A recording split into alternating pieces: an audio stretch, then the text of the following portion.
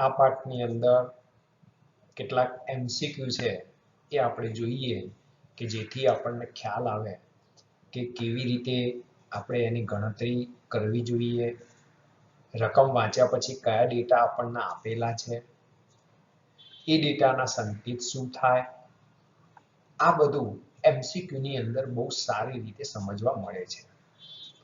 બીજું કહીએ તો એનાલિટિકલ પાવર જે છે એ એમસીક્યુ ની અંદર સવિશેષ વધતો હોય છે, કારણ કે એની અંદર ઘણા બધા એંગલથી આપણે વિચારવાનું હોય છે. સૂત્ર લીધા પછી ક્યાંક ટર્નિંગ પોઈન્ટ હોય તો એ ટર્નિંગ પોઈન્ટ, કેટલાક વિશિષ્ટ કિસ્સા હોય તો વિશિષ્ટ કિસ્સા, આ બધું ધ્યાનમાં લઈ અને એમસીક્યુ આપણે ગણવાના હોય છે. પહેલા એમસીક્યુ ની અંદર આપણે જોઈએ કે કેટલા ડેટા આપેલા છે, એ ડેટા ઉપરથી કયું સૂત્ર વપરાય.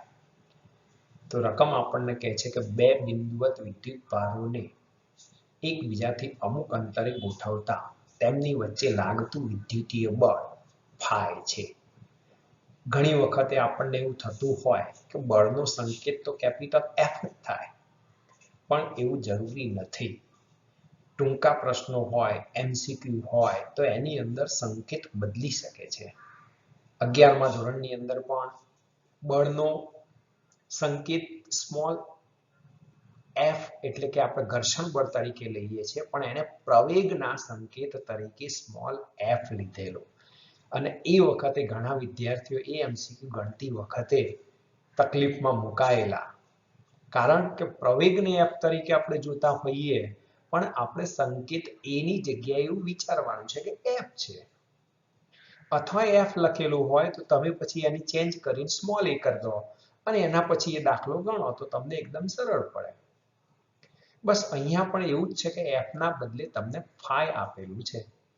હવે આ વિદ્યુત ભારોના મૂલ્યો બમણા કરી, એટલે આ વાક્ય આપણા માટે બહુ અગત્યનું છે કે બંને વિદ્યુત ભારોના મૂલ્યો આપણે બમણા કરવાના છે અને તેમની વચ્ચેનું અંતર અડધું કરવાનું છે. તો લાગતું નવું વિદ્યુતીય બળ ખાલી જગ્યા હશે, એટલે કે પહેલા કરતા કેટલા ગણું હશે એ આપણે શોધવાનું છે.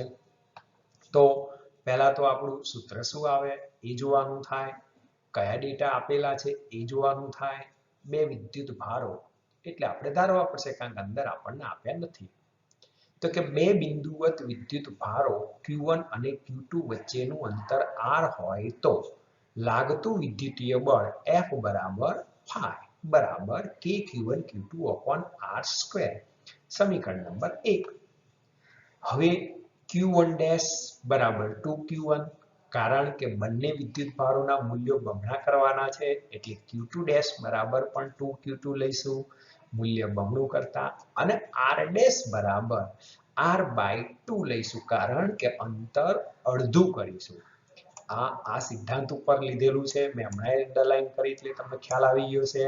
અને આ બંને જે છે એ આ સિદ્ધાંત ઉપર આપણે લીધેલું છે. આપણે નવું બળ એટલે કે F ડેશ શોધવાનું થાય. અહીંયા વિદ્યુત ભાર પણ બદલાય છે, અંતર પણ બદલાય છે, એટલે નવું બળ F ડેશ બરાબર K Q1 dash Q2 dash upon R dash નો સ્ક્વેર. તો કે બરાબર K Q1 ડેશ ની જગ્યાએ 2Q1 2Q2 upon R by 2 નો સ્ક્વેર. તો હવે અહીંયા સાદુરૂપ આપીએ છીએ એટલે 16K Q1 Q2 upon R square થાય. સમીકરણ 1 ની કિંમત મૂકી દઈએ હવે, તો આ સમીકરણ 1 ની કિંમત એટલે કે K Q1 Q2 upon R square ની જગ્યાએ આપણે ફાઈ મૂકવાનું થાય. જો એ કિંમત આપણે મૂકીએ તો આપણને F ડેશ બરાબર 16 ફાઈ મળે છે. બીજો પ્રશ્ન છે આપણો કે એક વિદ્યુત ડાયપોલને સમાન વિદ્યુત ક્ષેત્રમાં મૂકતા તેના પર લાગતું પરિણામી બળ ખાલી જગ્યા થાય. હંમેશા શૂન્ય હોય છે. બીજો ઓપ્શન છે વિદ્યુત ડાયપોલની ક્ષેત્રની સાપેક્ષ ગોઠવણ પર આધારિત છે. ત્રીજો ઓપ્શન છે કદી પણ શૂન્ય હોઈ શકે નહીં. અને ચોથો ઓપ્શન એટલે કે ડી ઓપ્શન આપણો છે વિદ્યુત ડાયપોલ મોમેન્ટ પર આધારિત છે. વિદ્યુત ડાયપોલ મોમેન્ટ એટલે અહીં થોડીક વસ્તુ આપણે સમજી લઈએ કે સમાન વિદ્યુત ક્ષેત્ર કોને કહેવાય. તો આ જે ક્ષેત્ર રેખાઓ આપણે જે દોરી રહ્યા છીએ કે એકબીજાથી સમાન અંતરે અને સમાંતર, તો વિદ્યુત ક્ષેત્ર સમાન વિદ્યુત ક્ષેત્રની વિદ્યુત ક્ષેત્ર સમાન થાય અથવા સમાન વિદ્યુત ક્ષેત્ર દર્શાવતી આ ક્ષેત્ર રેખાઓ છે. કેવી રીતે ઉત્પન્ન કર્યું છે ઘણા એવો વિદ્યાર્થીઓ કહેતા હોય, તો આપણે એમને અહીંયા સમજાવીએ છીએ આ રીતના કે આ એક પ્લેટ છે, એને સમાંતર એક બીજી પ્લેટ મૂકેલી છે. એક પ્લેટથી પણ ઉત્પન્ન થઈ શકે છે. આ એને સમાંતર બીજી પ્લેટ છે. આ પ્લેટ ધન છે, ઉપરની પ્લેટ ઋણ છે. એટલે એટલા માટે કે ધનમાંથી વિદ્યુત ક્ષેત્ર બહાર નીકળતી દિશામાં હોય, ઋણમાં વિદ્યુત ક્ષેત્ર અંદર જતી દિશામાં હોય. એટલે આ વિદ્યુત ક્ષેત્ર આ પ્લેટ ઋણ છે, સીધી સળંગ પ્લેટ છે, ધ્યાન રાખજો. આ રીતના સરસ મજાની પ્લેટ છે. હવે એક ડાયપોલને આપણે મૂકીએ છીએ. આ વિદ્યુત ડાયપોલ વિદ્યુત ક્ષેત્ર સાથે કેટલા અંશનો ખૂણો બનાવે છે? તો કે θ અંશનો ખૂણો બનાવે છે. આપણે આ રીતે વિચારીએ છીએ અત્યારે હાલ. સ્વાભાવિક છે કે ડાયપોલ -q + q હોય. ડાયપોલ મોમેન્ટની દિશા -q થી q ની દિશામાં હોય છે. એટલે આ આપણી ડાયપોલ મોમેન્ટની દિશા બતાવી દઈએ. તો કે p ની દિશા બતાવી. p અને e વચ્ચેનો જો ખૂણો બતાવતા હોય તો એ ખૂણો આપણો θ થશે. અત્યારે હાલ આપણે આ θ કોણે આ ડાયપોલને મૂકેલી છે. સ્વાભાવિક છે કે ધન વિદ્યુત ભાર એ હવે તમે જોઈ શકો છો કે બળ કેવી રીતે લાગે, તો કે ઋણ પ્લેટ તરફ ધન વિદ્યુત ભાર સાહેબ આકર્ષાય, તો આ વિદ્યુત ભાર તમારો આ તરફ ઉપર તરફ બળ અનુભવશે.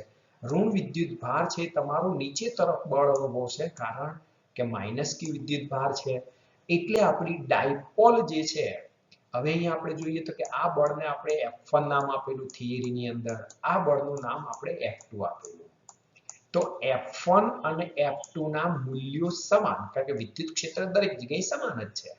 વિદ્યુત ભારનું મૂલ્ય તો કે બંને બાજુ q q જ છે. મૂલ્ય કહું છું ધ્યાન રાખજો. એક પ્લસ અને એક -q છે એટલે દિશા અલગ અલગ આવે અથવા તો વિરુદ્ધ આવે.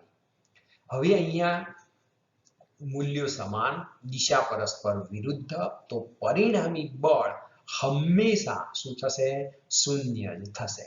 હંમેશા શું થાય? શૂન્ય થાય. કારણ કે થિયરીની અંદર આપણે લીધેલું છે કે F1 બરાબર, જો હું માઇનસ વિદ્યુત ભાર પર પહેલો લેતો હોય તો F1 બરાબર q * e.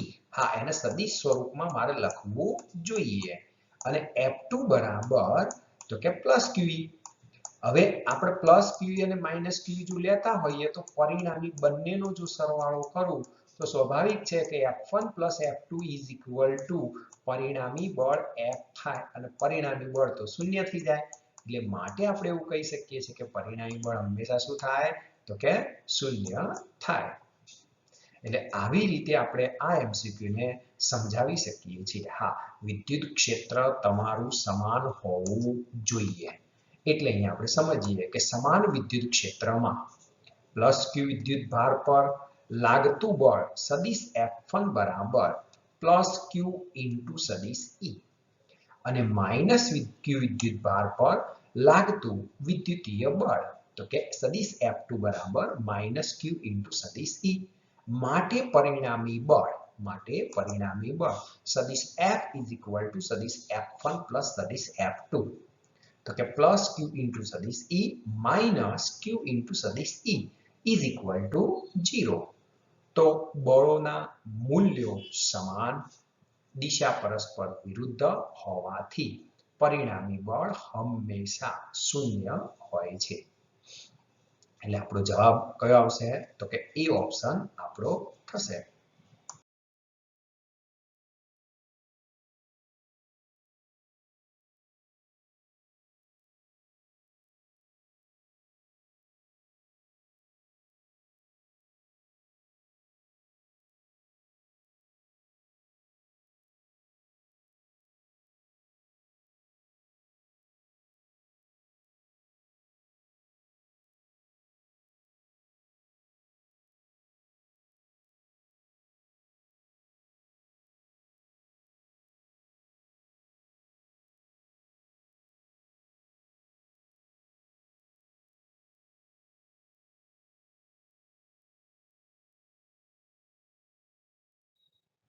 હવે એક વિદ્યુત ડાયપોલ છે.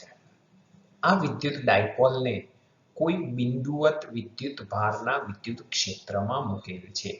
તો જુદા જુદા 4 ઓપ્શનો પૈકી કયો ઓપ્શન આપણો સાચો છે એ આપણે સમજવું છે. હમણાં આગળના MCQમાં આપણે જોયું તો કે સમાન વિદ્યુત ક્ષેત્ર હતું. સમાન વિદ્યુત ક્ષેત્ર હોય તો બળોના મૂલ્યો સમાન અને દિશા પરસ્પર વિરુદ્ધ. પરિણામી બળ હંમેશા શૂન્ય આપણું થતું હતું. ટોર્ક લાગે ક્યારે કે જ્યાં સુધી ડાયપોલ આપણી વિદ્યુત ક્ષેત્રને સમાંતર ન થાય ત્યાં સુધી આપણું ટોર્ક એટલે આપણી ડાયપોલ પર ટોર્ક લાગતું હતું. હવે અહીંયા આપણે જોઈએ તો કે આ વિદ્યુત ક્ષેત્ર કેવું હોય તો આપણે અહીંયા ખાલી આકૃતિ દોરીએ એટલે આપણને થોડો ખ્યાલ આવે કે ભાઈ આ ધન વિદ્યુત ભાર લીધો. મેં આગળ પણ આપણે આવું સમજાવેલું છે કે જેમ વિદ્યુત ભારથી દૂર જતા જઈએ એમ વિદ્યુત ક્ષેત્ર ઘટતું જાય. તો સ્વાભાવિક છે કે આ એક ક્ષેત્ર રેખા દોરી એવી રીતે એના ઉપર બીજી નાનું તીર બતાવ્યું એનો અર્થ કે વિદ્યુત ક્ષેત્ર દૂર જાય શું થાય ઘટતું જાય છે. એટલે હું અહીંયા નમૂના ખાતર થોડી ક્ષેત્ર રેખાઓ બતાવું. તો આવી રીતે આપણે જાણીએ છીએ કે વિદ્યુત ક્ષેત્રના મૂલ્યો જુદા જુદા બિંદુએ જુદા જુદા થવાના. અંતર વધતું જાય એમ વિદ્યુત ક્ષેત્ર ઘટતું જાય એવું આપણે આગળ પણ સમજાવેલું છે. હવે આનો અર્થ શું થાય કે તમે કોઈ જગ્યાએ ડાયપોલ મૂકો છો. ધારો કે હું અહીંયા એક આ ડાયપોલ મૂકું છું. સમજો બરાબર. આ એક ડાયપોલ મૂકી તો કે આ બાજુ -q વિદ્યુત ભાર લઉં છું સમજવા માટે, આ બાજુ q વિદ્યુત ભાર લઉં. જો બંને બાજુ વિદ્યુત ભારના મૂલ્યો સમાન છે પણ વિદ્યુત ક્ષેત્ર અલગ અલગ હોવાના કારણે ત્યાં વિદ્યુતીય બળ અલગ અલગ લાગશે. અને જો વિદ્યુતીય બળ અલગ અલગ લાગે તો કે F = F1 + F2 ક્યારેય શૂન્ય થાય નહીં. કારણ કે Q × E તો જુદું જુદું છે. એનો અર્થ કે બંને બળોના મૂલ્યો સમાન હોતા નથી. એટલે પરિણામી બળ હોય જ. હા, ટોર્ક શૂન્ય થાય. ક્યારે ટોર્ક શૂન્ય થાય? તો આપણી ડાયપોલ આ જે આમ છે એ વિદ્યુત ક્ષેત્રને સમાંતર થઈ જાય એટલે એવું માની લઈએ કે આ ડાયપોલ છે એ આમ થઈ જાય એ આ બાજુ એટલે ઋણ વિદ્યુત ભાર ધનની નજીકમાં આવી જાય અને ધન વિદ્યુત ભાર પેલા ધનથી દૂર થઈ જાય. એટલે ટૂંકમાં વિદ્યુત ક્ષેત્ર રેખાની દિશામાં આપણા ડાયપોલની દિશા ગોઠવાઈ જાય તો ટોર્ક આપણું શૂન્ય થઈ જાય. વાક્ય રચના હવે તમે સમજી ગયા હશો તો કે પરિણામી બળ ક્યારેય શૂન્ય થાય નહીં પરંતુ ટોર્ક શૂન્ય હોઈ શકે છે. ક્યારે?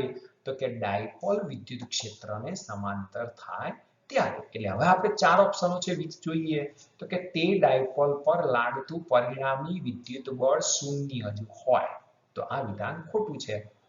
તે ડાયપોલ પર લાગતું પરિણામી વિદ્યુત બળ શૂન્ય હોઈ શકે તો એ પણ ખોટું છે. ક્યારેય શૂન્ય ના થાય. મેં હમણાં તમને સમજાવ્યું કારણ કે વિદ્યુત ક્ષેત્રના મૂલ્યો જ જુદા જુદા છે તો જ એને અસમાન વિદ્યુત ક્ષેત્ર કહેવાય.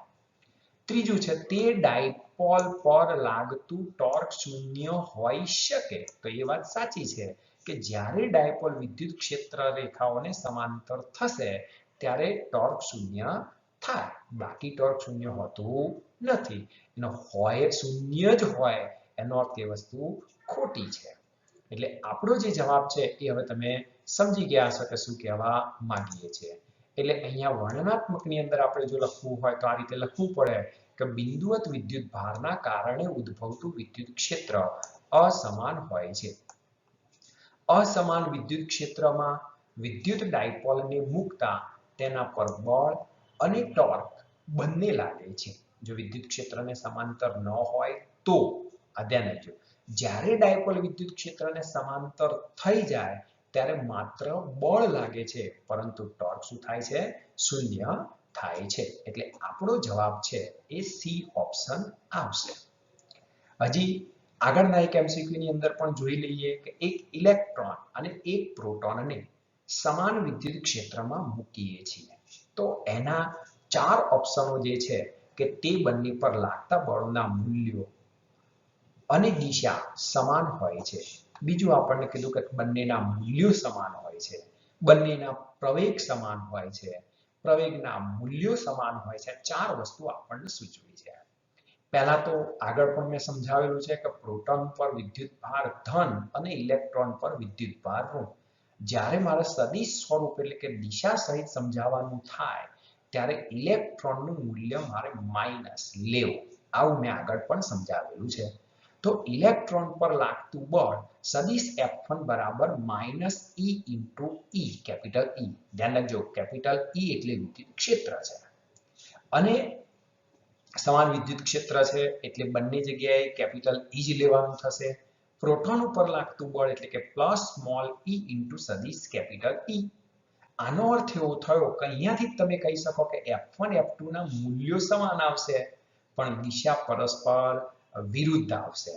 એટલે આપણે આમાંથી આપણો જે ઓપ્શન છે એ પસંદ કરી શકીએ છીએ કે આમ બળોના મૂલ્યો સમાન પરંતુ દિશા પરસ્પર વિરુદ્ધ હોય છે.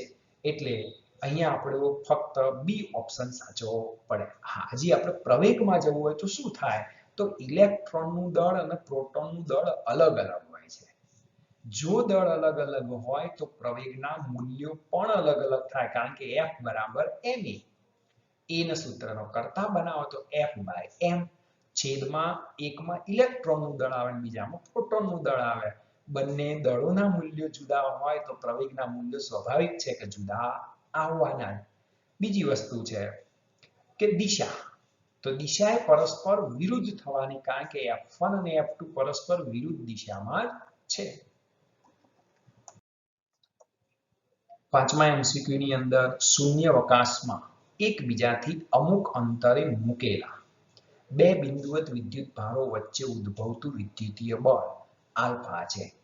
જો આ જ બે વિદ્યુત ભારો આટલા જ અંતરે, આ વાક્ય બહુ અગત્યનું છે કે આટલા જ અંતરે પરંતુ કે જેટલું ડાઇલેક્ટ્રિક અચળાંક ધરાવતા માધ્યમમાં મૂકવામાં આવે તો તેમની વચ્ચે લાગતું વિદ્યુતીય બળ ખાલી જગ્યા હશે. એવું કહેવા માંગે છે કે ધારો કે અહીંયા હું બે વિદ્યુત ભારો લઉં છું. એક વિદ્યુત ભાર આપણો પ્લસ Q લઈએ, બીજો વિદ્યુત ભાર માઇનસ Q લઈએ.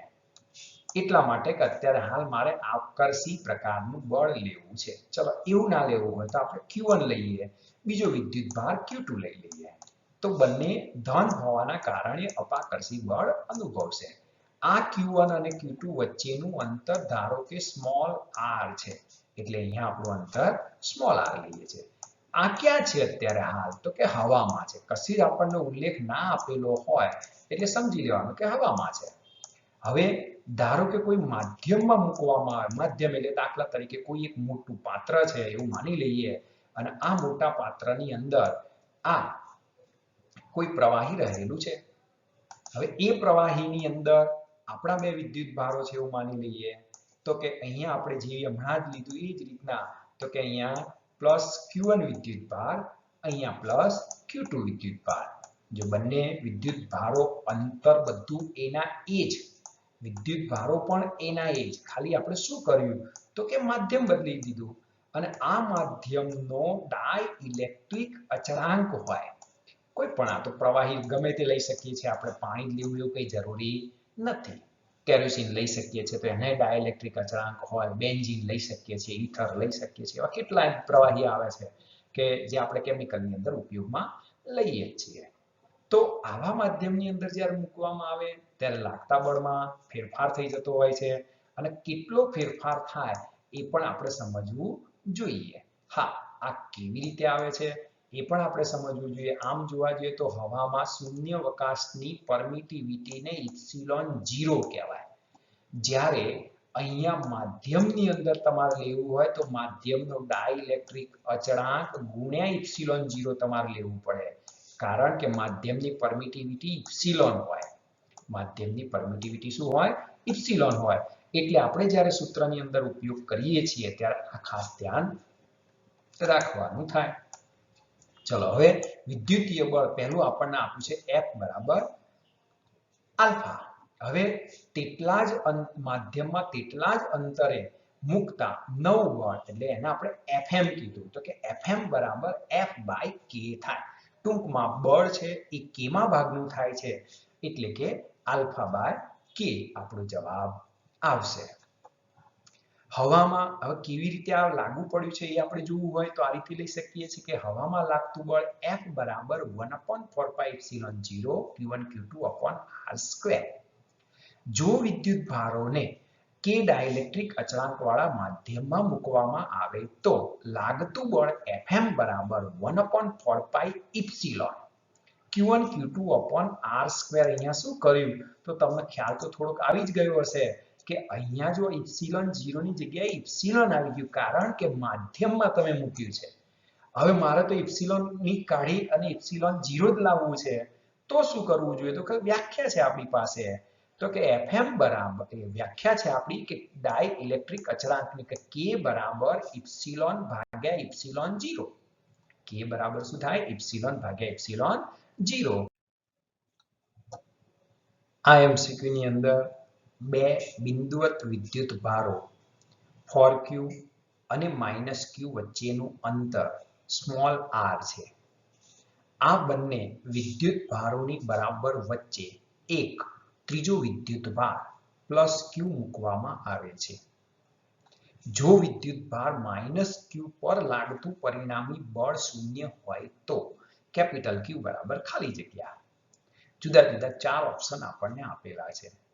અહીંયા આપણે એક સરસ મજાની પહેલા તો આકૃતિ દોરી કે એક બાજુ q બીજી બાજુ q બે વિદ્યુત ભારો r અંતરે મૂક્યા. આ r અંતરે વિદ્યુત ભાર આપણે મૂક્યા એટલે સ્વાભાવિક છે અહીંયા આપણે બતાવીએ એટલે ખ્યાલ આવે. હવે એની બરાબર વચ્ચે ત્રીજો વિદ્યુત ભાર એટલે કે કેપિટલ Q મૂક્યો. પ્લસ એટલા માટે બોલું છું કે આપણને ખ્યાલ આવે કે આકર્ષણ અપાકર્ષણ લાગતું હોય. આ બંને વચ્ચેનું અંતર બરાબર મધ્યમાં મૂકેલ હોવાના કારણે r/2 અંતર થાય.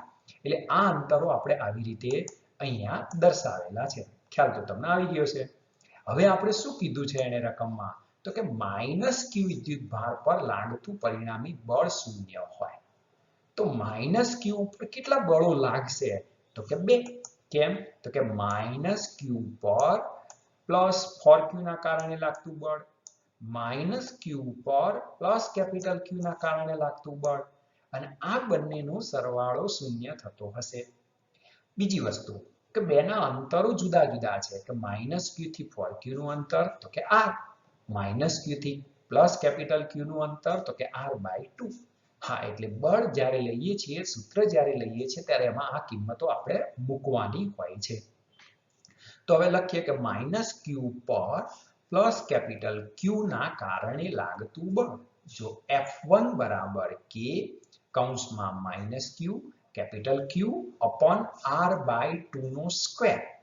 જો ઋણ નિશાની આવી એનો અર્થ કે આકર્ષી પ્રકારનું બળ લાગતું હશે કારણ કે એક ધન વિદ્યુત ભાર અને બીજો ઋણ વિદ્યુત ભાર છે. તો કે -4k small q capital Q upon r² સમીકરણ નંબર 1. ચલો હજી આપણે q પર 4q ના કારણે લાગતું બળ તો કે F2 બરાબર k q 4q upon r² બરાબર -4kq² upon r² સમીકરણ નંબર 2. ચલો આ બંને સમીકરણો થયા. હવે આપણે પરિણામી બળ લેવું જોઈએ તો કે પરિણામી બળ એટલે કે બે બળોનો સરવાળો તો કે F1 વત્તા F2. ઘણા એવું કહેતા હોય સાહેબ અહીંયા આપણે સદિશ સ્વરૂપ ના લીધું તો સદિશ સ્વરૂપ છે જ પણ અહીંયા i કેરેટ કે j કેરેટ એવું ના લેવું પડે એટલે આપણે પ્લસ માઇનસ લઈ લીધું કે જે કિંમત ધન હોય એ ધન લીધી ઋણ હોય એ ઋણ લીધી એનો અર્થ જ એની વિરુદ્ધ દિશા લીધી કહેવાય. તો હવે પરિણામી બળ તો 0 કીધેલું છે તો કે 0 બરાબર -4k small q capital Q upon r² -k 4k q² upon r². મારે કેપિટલ Q ને સૂત્રનો કરતા બનાવવો છે એટલે એક પદ જમણી બાજુથી ડાબી બાજુ લાવી દો કેપિટલ Q વાળો. હવે જેટલા પદો ઉડે છે એટલા ઉડાડી દઉં અને કેપિટલ Q ના સૂત્રનો કરતા બનાવું તો કેપિટલ Q બરાબર -q મને મળે છે એટલે કે જવાબ મને કેપિટલ A ઓપ્શન તરીકે મળે છે. આ MCQ ની અંદર સંકલન કેવી રીતે આવે છે એ આપણે સમજવાનું છે એટલે થોડું વધારે વિચારી સમજી અને ધ્યાન રાખજો એટલે ખ્યાલ આવી જાય કે ક્યારેક ક્યારેક સંકલનની જરૂરિયાત ઊભી થાય છે. આગળ પણ મેં એવું સમજાવેલું છે કે જ્યારે કોઈ રાશિ ચલિત હોય, લંબાઈ સાથે બદલાતી હોય, ખૂણા સાથે બદલાતી હોય, અંતર સાથે બદલાતી હોય, તો જુદા જુદા પદ સાથે બદલાતી હોય. કેટલીક વાર યામ સાથે બદલાતી હોય કે એક્સ અને વાય બદલાય એટલે ત્યાં ક્ષેત્રફળ બદલાતું હોય એના જેવું. અહીંયા એ ત્રિજ્યાના વર્તુળના પરિઘ પર રેખીય વિદ્યુતભાર ઘનતા તમે અહીંયા વાક્ય રચના ઉપરથી જોઈ શકો છો કે લેમ્બડા બરાબર લેમ્બડા 0 ઇન્ટુ કોસ થીટા. આનો અર્થ એવો થાય કે થીટા બદલાય એટલે કોસની કિંમત બદલાય અને કોસની કિંમત બદલાય એટલે લેમ્બડા બદલાય. એટલે કે રેખીય વિદ્યુતભાર ઘનતામાં ફેરફાર થાય. તો પરિઘ પર કુલ વિદ્યુતભાર કેટલો હશે? 0, અનંત, લેમ્બડા પાઈ એ લેમ્બડા 0 કે 2 પાઈ એ. અહીંયા અત્યારે હાલ આપણે એનું આકૃતિ દોરી અને જોઈ લઈએ એટલે ખ્યાલ આવે કે આ એક રિંગ છે અને આ રિંગના પરિઘ ઉપર વિદ્યુતભાર વિતરિત થયેલો છે. કેટલોક ધન હશે, કેટલોક ઋણ હશે, કારણ કે કોસની કિંમત ધન ઋણ બંને આવે. કોસ 180 એ -1 થાય આપણને ખ્યાલ છે.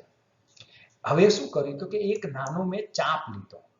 હા, અહીંયા નાનો ના કહેવાય, તમારા માટે મોટો કહેવાય, કારણ કે અહીંયા થોડું દેખાય એવું આપણે રાખવું પડે એટલા માટે. નહીં તો એકદમ સૂક્ષ્મ ચાપ છે એવું કહી શકીએ છીએ. અને એ ચાપ દ્વારા અંતરાતો ખૂણો મેં ડી થીટા લીધો, કારણ કે થીટાનું મૂલ્ય અહીંયા બદલાય છે એટલા માટે. એ ત્રિજ્યા બદલાય નહીં, કારણ કે હું અહીંથી આમ દોરું તો એ ત્રિજ્યા થવાની, અહીંથી આમ દોરું તો પણ ત્રિજ્યા થવાની. હા, હવે આ ચાપ ક્યાંથી ક્યાં સુધી હું લઈ શકું?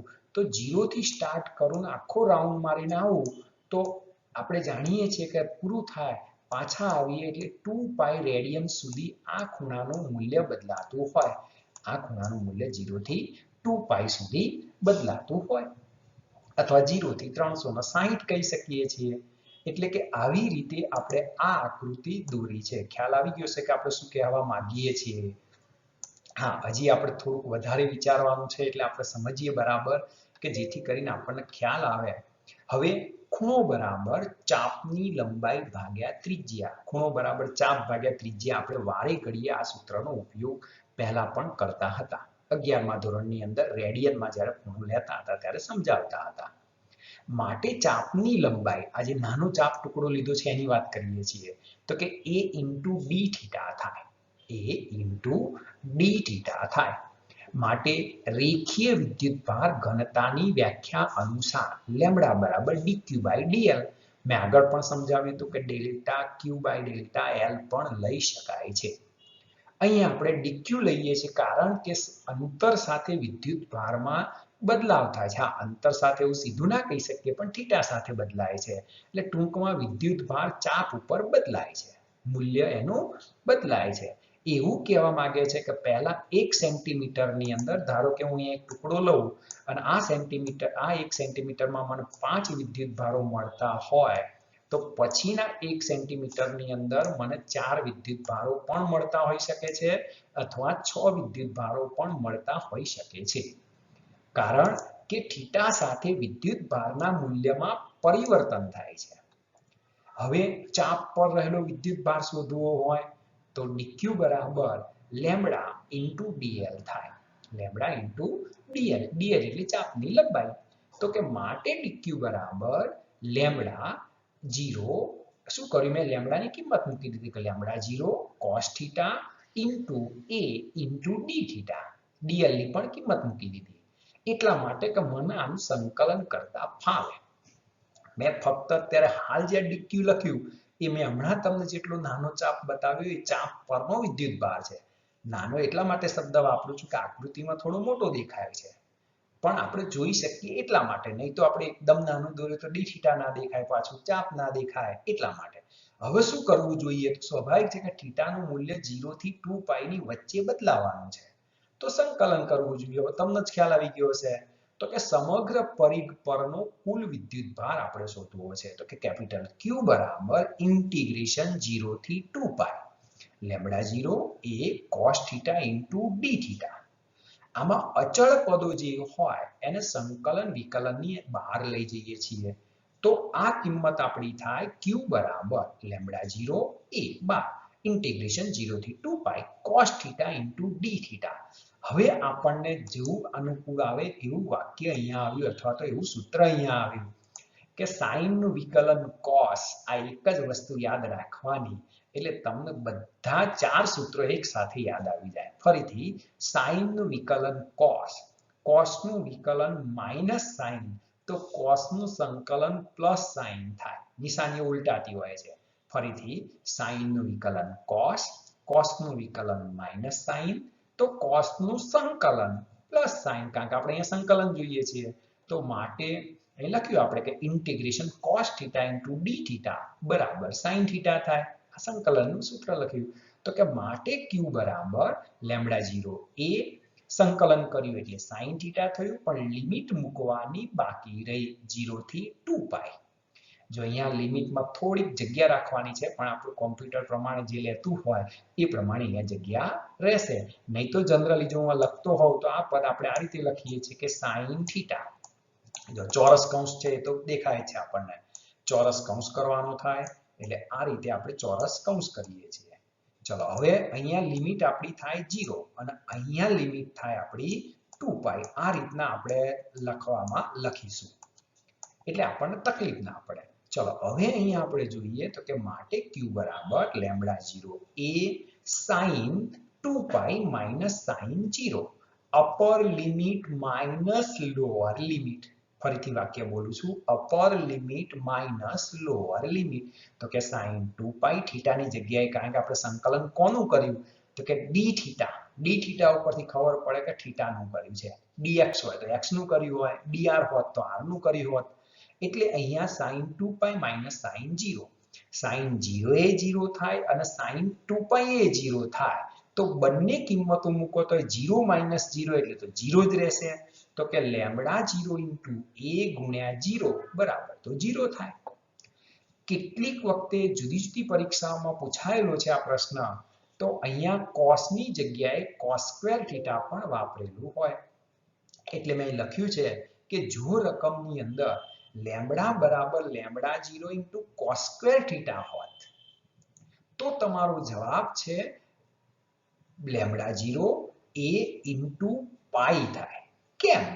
તો ત્યાં નીટની અંદર જ આ પૂછેલો છે, પણ એને સંકલન આપણને આપી દીધું હતું. હા, જો નહીં આપ્યું હોય તો મેથ્સ વાળા જે છે એમને તો સંકલન JEE માં અને આપણા મેથ્સની અંદર 12મા ધોરણમાં સંકલન આવવાનું છે. પણ બી ગ્રુપ વાળા માટે એ કિંમત આપી દીધેલી હતી એ વખતે કે integration cos square theta into d theta બરાબર પાઈ થાય.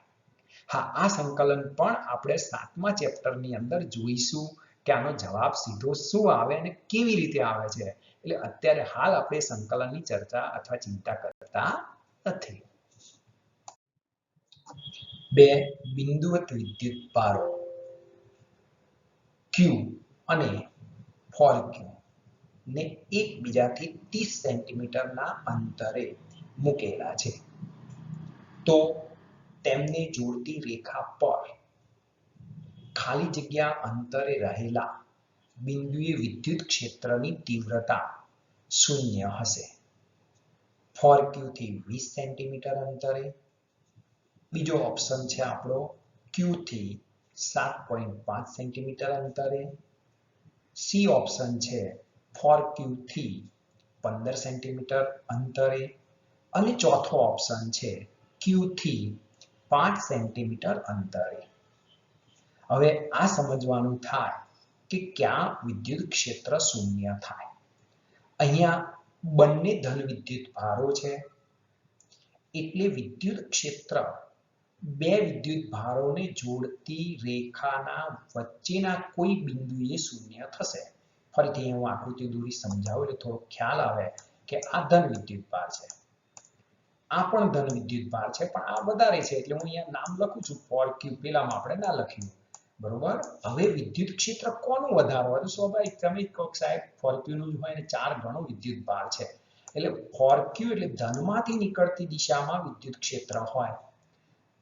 આ પણ ધન છે એટલે આ દિશામાં વિદ્યુત ક્ષેત્ર નીકળતું, એનો અર્થ કે આ જગ્યાએ રામ અને રાવણનું તીર પરસ્પર વિરુદ્ધ દિશામાં આવવાનું અને પરિણામે સ્વાભાવિક છે કે વિદ્યુત ક્ષેત્ર જો વિરુદ્ધ દિશામાં થાય, કોઈ એક જગ્યાએ અંતર એવું મળે કે ત્યાં વિદ્યુત ક્ષેત્રનું મૂલ્ય શૂન્ય થઈ જાય, કારણ કે ફોર ક્યુ થી દૂર લઈએ છીએ બિંદુ અને ક્યુ ની નજીક બિંદુ લઈએ છીએ.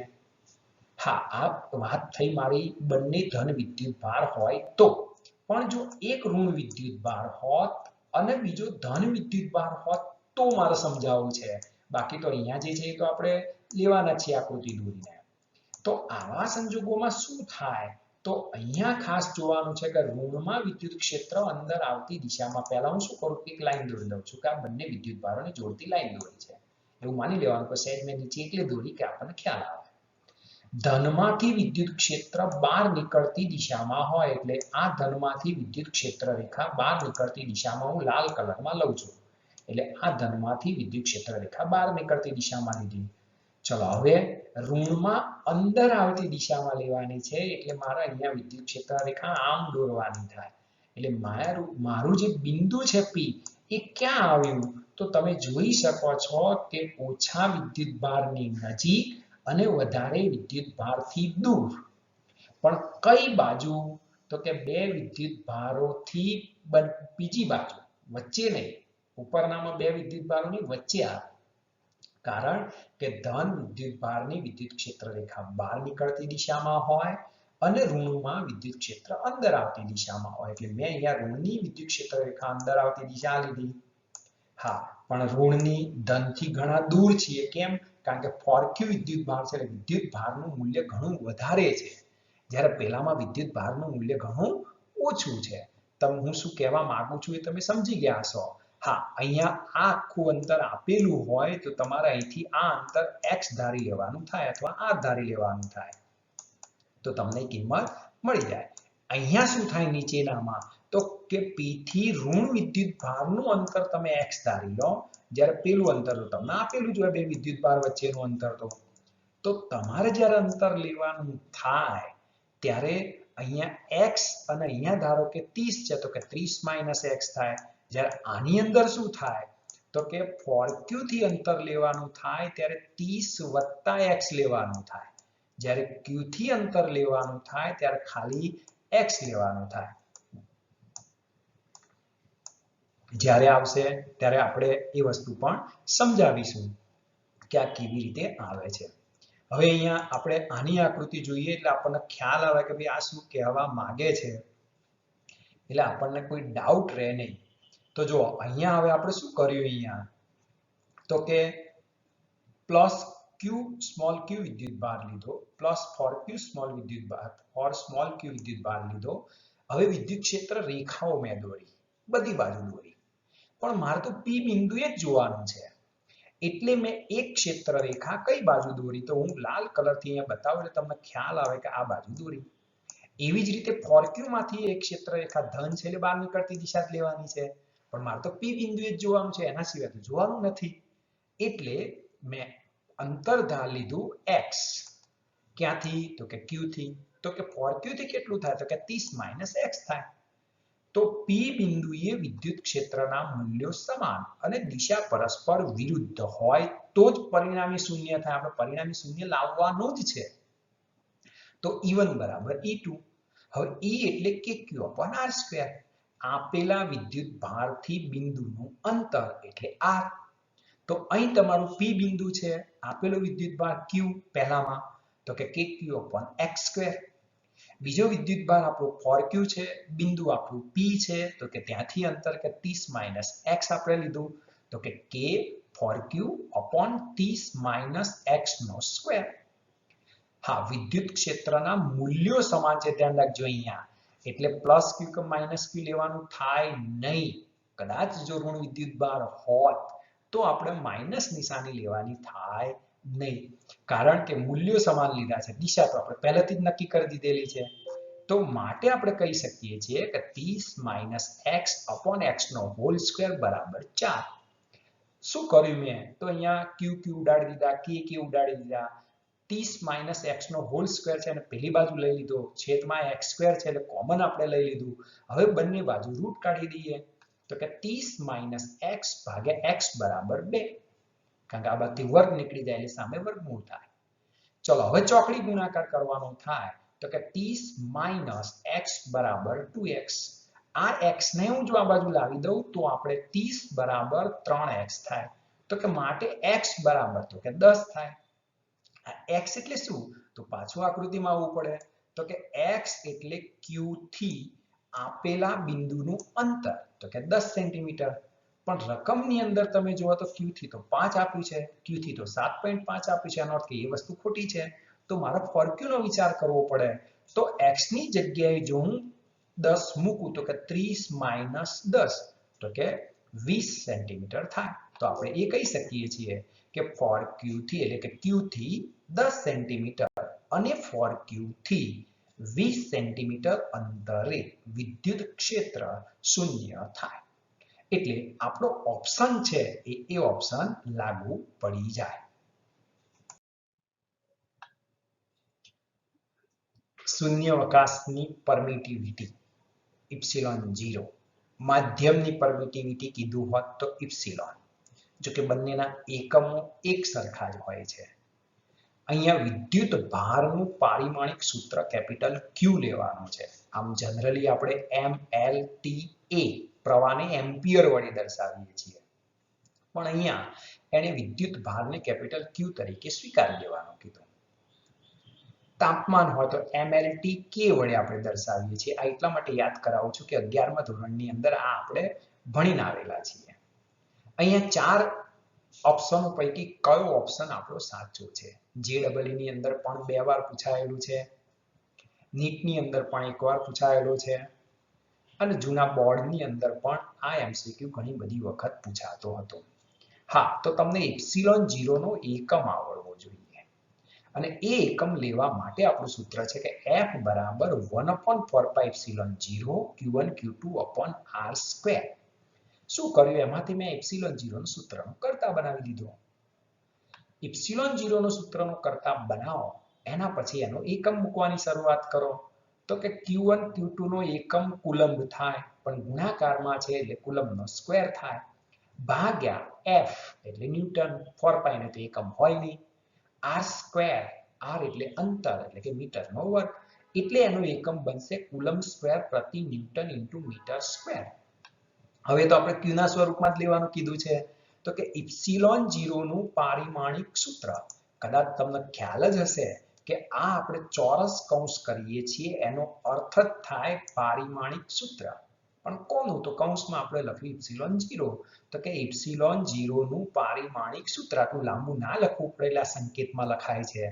તો કે કુલંબ સ્ક્વેર એટલે Q2, ન્યૂટન.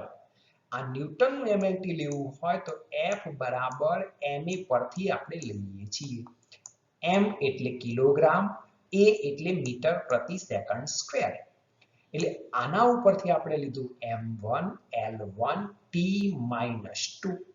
હજી આપણું છે મીટર સ્ક્વેર એટલે કે L2.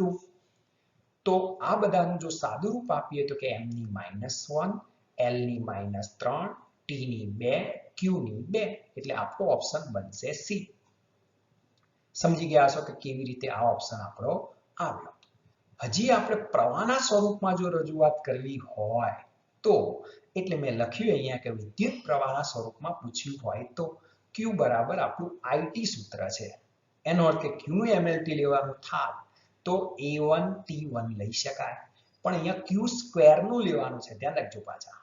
એટલે આપણે કિંમત મૂકવાની થાય તો ઇપ્સિલોન 0 નો mLT m ની -1, L ની -3, T ની 4, A ની 2, કારણ કે Q સ્ક્વેર છે એટલા માટે.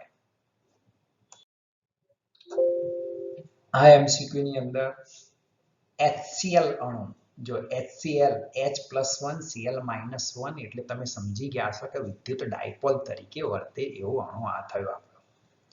પાણીનો અણુ પણ વિદ્યુત ડાયપોલ તરીકે વર્તતો હોય છે. એને કાયમી ડાયપોલ મોમેન્ટ હોય જ છે. તો કે એની ડાયપોલ મોમેન્ટ કેટલી? તો કે 3.4 × 10⁻³ કુલંબ ઇન્ટુ મીટર. આ અણુમાં બે વિદ્યુત ભાર વચ્ચેનું અંતર 1 એંગસ્ટ્રોમ છે. તો કોઈ એક વિદ્યુત ભારનું મૂલ્ય ખાલી જગ્યા હશે. જુદા જુદા 4 ઓપ્શનો છે. એ ઓપ્શનો પૈકી કયો ઓપ્શન આપણા માટે સાચો છે એ આપણે ગણવાનો છે. આમાં ABCD એવું ક્યારેય યાદ રાખવાનું નહીં. મેં આગળ ઘણી બધી વખત તમને સમજાવેલું છે કે MCQ ગોખવાના નહીં, કેવી રીતે એનો જવાબ આવે છે એ આપણે તારવતા શીખવાનું છે.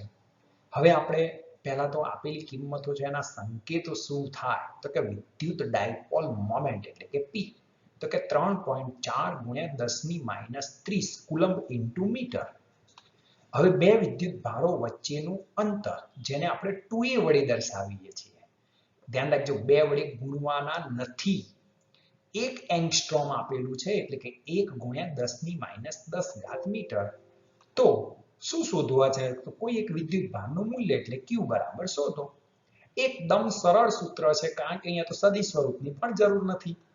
તો કે વિદ્યુત ડાયપોલ મોમેન્ટ P બરાબર Q ઇન્ટુ 2a, કોઈ એક વિદ્યુત ભારનું મૂલ્ય ગુણ્યા બે વિદ્યુત ભાર વચ્ચેનું અંતર. તો માટે Q બરાબર P બાય 2a. P ની કિંમત 3.4 ગુણ્યા 10 ની -30 ભાગ્યા 1 ગુણ્યા 10 ની -10. તો કે 3.4 ગુણ્યા 10 ની -20 કુલમ્બ, એટલે કે આપણો બી ઓપ્શન સાચો છે. આવા પ્રકારનો એક MCQ આપણે થિયરીની અંદર પણ જોયો હતો. છતાંય આપણે થોડુંક વધારે એની અંદર પ્રકાશ પાડીએ એટલે આપણને થોડો ખ્યાલ આવે કે 100 ન્યૂટન પ્રતિ કુલમ્બનું વિદ્યુત ક્ષેત્ર Z દિશામાં અસ્તિત્વ ધરાવે છે. આ વિદ્યુત ક્ષેત્રનું XY સમતલમાં મૂકેલા 10 સેન્ટીમીટરની બાજુવાળા ચોરસમાંથી પસાર થતું ફ્લક્સ ખાલી જગ્યા હશે. અહીંયા આપણને Z દિશા આપી છે, એનો અર્થ કે સદિશ સ્વરૂપમાં વિદ્યુત ક્ષેત્ર આપેલું છે. એવી જ રીતે ક્ષેત્રફળ સદિશ ચોરસ છે, સમતલ છે, ચોરસ છે, એની લંબાઈ આપી છે, કયા સમતલમાં છે એટલે કે XY સમતલની અંદર આપણું ચોરસ રહેલું છે એ પણ આપી છે, એટલે એની પણ દિશા લઈ શકીએ છીએ. એટલે ફ્લક્સનું સૂત્ર જે ટૂંકમાં લેવાનું થાય સમતલ માટે સદિશ સ્વરૂપનું આવશે. અહીંયા ડેટા લખીએ એટલે આપણને થોડો વધારે ખ્યાલ આવશે કે વિદ્યુત ક્ષેત્ર સદિશ E બરાબર, જો સદિશ E બરાબર તો કે 100 k કેપ ન્યૂટન પ્રતિ કુલમ્બ. કેમ k કેપ જ લીધું તો અહીંયા આપણને રકમમાં કીધું છે કે વિદ્યુત ક્ષેત્ર Z દિશામાં અસ્તિત્વમાં છે. Z દિશા એટલે k કેપ આવશે. આપણે જો x દિશા કીધી હોય તો I કેપ આવે, y દિશા કીધી હોય તો j કેપ આવે. હવે બીજું કીધું છે લંબાઈ, તો કે 10 સેન્ટીમીટર લંબાઈ L આપેલી છે. ચોરસ છે એટલે મારે L² કરવું જોઈએ. તો કે માટે ક્ષેત્રફળ સદિશ ડેલ્ટા સદિશ S. હા, એ પણ લખી શકું છું, ધ્યાન રાખજો. તો કે L² ઇન્ટુ k કેપ. આપણને બીજો પ્રશ્ન થાય કે અહીંયા સાહેબ કેમ k કેપ લખ્યો? તો આપણો ક્ષેત્રફળ સદિશ હંમેશા આપેલી સપાટીને લંબ હોય છે. દાખલા તરીકે હું આ સપાટી દોરું છું, તો આ સપાટીને લંબ મારે ક્ષેત્રફળ સદિશ દોરવાનું થાય. પહેલા હું અક્ષ દોરી દઉં એટલે આપણને ખ્યાલ આવે કે ભાઈ આ અક્ષ કઈ લીધી, તો કે મેં x લીધી. સમજો બરાબર. તો કે આ ઊભી અક્ષ આપણી કઈ લીધી છે તો કે y અક્ષ લીધી છે, કારણ કે મારું સમતલ જ xy સમતલમાં છે. એટલે તો આપણે જાણીએ છીએ એ પ્રમાણે કે ત્રીજી અક્ષ તરીકે તો કે z અક્ષ જ આવવાની. ઉગમ બિંદુ તરીકે અહીંયા ઉગમ બિંદુથી z અક્ષ આવવાની. આનો ક્ષેત્રફળ સદિશ આપેલી સપાટીને લંબ આ રીતના આવશે. જો બંધ હોત તો બહાર નીકળતી દિશામાં, બંધ પૃષ્ઠ હોત તો આ તો ખુલ્લું પૃષ્ઠ કહેવાય. આપણી હથેળી છે આમ ખુલ્લી કરી દઈએ તો એ ખુલ્લું પૃષ્ઠ થયું કહેવાય, કારણ કે બંધ ના કરી કહેવાય. તો કે આપેલી સપાટીને લંબ ક્ષેત્રફળ સદિશ આ બાજુ પણ દોરી શકું, એની વિરુદ્ધ સાઈડ પણ દોરી શકું છું, ધ્યાન રાખજો. પણ આપણે વિદ્યુત ક્ષેત્ર જે દિશામાં લીધું છે એ દિશામાં આપણે લઈ લઈએ. તો હવે આપણી કિંમત શું થાય તો આપણું વિદ્યુત ફ્લક્સ ફાઈ બરાબર શોધવાનું છે. સદિશ સ્વરૂપની અંદર સમતલ માટે ફ્લક્સનું સૂત્ર ફાઈ બરાબર સદિશ E ડોટ ડેલ્ટા S માટે ફાઈ બરાબર 100 ગુણ્યા 10 ની -4 k cap into k cap. k cap dot k cap એટલે 1 થાય. અહીંયા એક વસ્તુ એ પણ સમજવાની છે કે જો ધ્યાન રાખજો ખાસ કે જો અહીંયા આપણને z દિશા આપેલી છે, અહીંયા xy આપેલી છે, આ ખાસ જોજો. જો આ ત્રણે ત્રણ અલગ અલગ હોય તો જ તમને જવાબ મળે, નહીં તો જવાબ શૂન્ય આવે. ધારો કે z અક્ષની જગ્યાએ તમને x દિશામાં અસ્તિત્વ ધરાવે છે એવું કીધું હોય અને XY સમતલમાં કીધું હોય તો તમારો જવાબ જુદો આવે, સોરી શૂન્ય આવે. ટૂંકમાં કે તો X, Y અને Z ત્રણે ત્રણ અલગ અલગ હોવા જોઈએ તો જ તમને જવાબ મળે, નહીં તો શૂન્ય જવાબ મળે. ચલો તો હવે phi બરાબર 1 વોલ્ટ ઇન્ટુ મીટર બરાબર એકમમાં વેબર પણ લખાય, ન્યૂટન ઇન્ટુ મીટર સ્ક્વેર પ્રતિ કુલમ પણ લખાય, એટલા માટે કે ફ્લક્સના એકમો પણ આપણને યાદ થઈ જાય. જો તમે કદાચ એવું ના વિચાર્યું હોય કે અલગ અલગ મળે છે તો અહીંથી આપણને જવાબમાં તો ખબર પડી જ જાય કે જો I ડોટ કે કેપ આવે તો જવાબ 0 થાય, J ડોટ કે કેપ આવે તો જવાબ 0 થાય, કારણ કે સરખા હોય તો જ 1 થાય. ડોટની અંદર ક્રોસમાં ઊંધું હોય એ આપણે ક્રોસ ગુણાકાર આવે ત્યારે જોઈશું. આવો પ્રશ્ન આપણે થિયરીની અંદર પણ જોયો હતો કે જેથી આપણને ત્યાં ખ્યાલ આવે કે એક ગોળીય કવચ છે, એની ત્રિજ્યા 10 mm છે, તેના પર 100 માઇક્રોકુલમનો વિદ્યુતભાર મૂકેલ છે.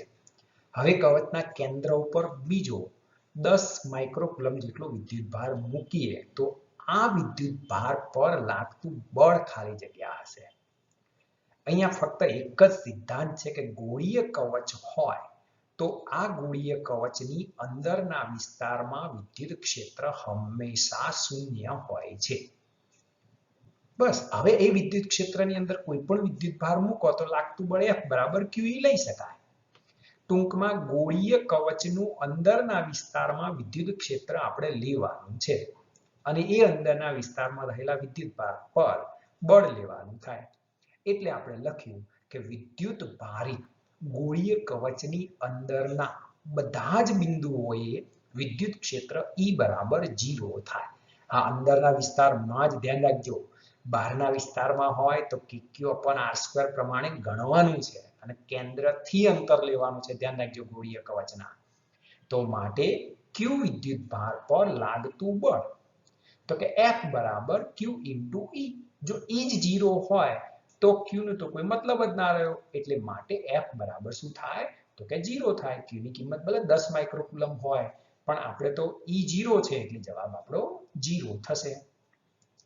13મા MCQ ની અંદર આપણે જો જોતા હોઈએ તો એની જે રકમ છે કે કોઈ બંધ પૃષ્ઠ વડે ઘેરાતો વિદ્યુતભાર 10 માઇક્રોકુલમ હોય ત્યારે તે પૃષ્ઠ સાથે સંકળાયેલ ફ્લક્સનું મૂલ્ય phi છે.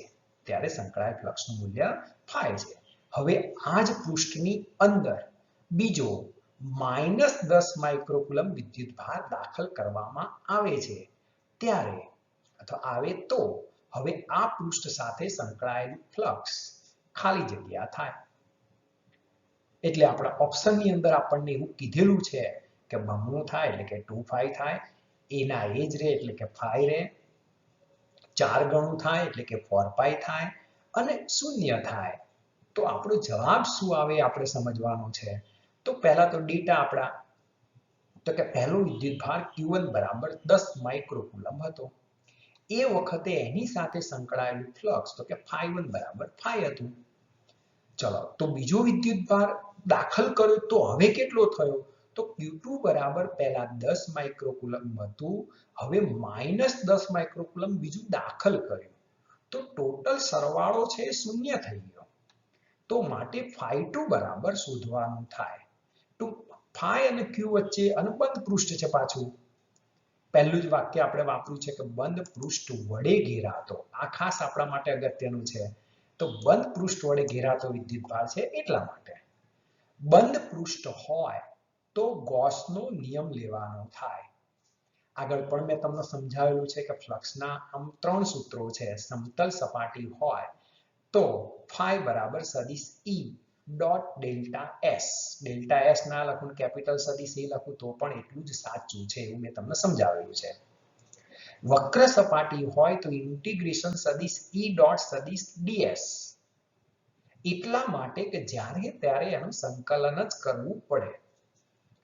અને ત્રીજું છે બંધ પૃષ્ઠ હોય તો ગૌસનો નિયમ લેવો પડે કે phi બરાબર Q/ε0. Q એટલે બંધ પૃષ્ઠ વડે ઘેરાતો કુલ વિદ્યુતભાર. એટલે અહીંયા આપણે લખીએ છીએ કે ગૌસના નિયમ મુજબ phi બરાબર ક્યુ અપોન ઇપ્સિલોન 0 પરથી આપણે કહી શકીએ છીએ કે ફાઈ ચલે છે ક્યુ, ફાઈ ચલે છે ક્યુ. તો કે માટે આપણું સૂત્ર શું થાય? તો આપણે કહી શકીએ છીએ કે φ2 ભાગ્યા φ1, φ2 ભાગ્યા φ1 બરાબર Q2 ભાગ્યા Q1. હવે Q2 ની કિંમત જો હું 0 મૂકું તો સ્વાભાવિક છે કે φ2 ની કિંમત ગુણાકારમાં આવશે એટલે 0 થવાની જ છે. બીજી ત્રણેય કિંમત ભલે મૂકીશ પણ એક કિંમત 0 હોય એટલે ગુણાકાર ભાગાકારની અંદર જવાબ આપણો 0 થઈ જાય છે કારણ કે Q2 ની કિંમત ગુણાકારમાં 0 છે એટલે આપણો જવાબ આવશે φ2 બરાબર 0.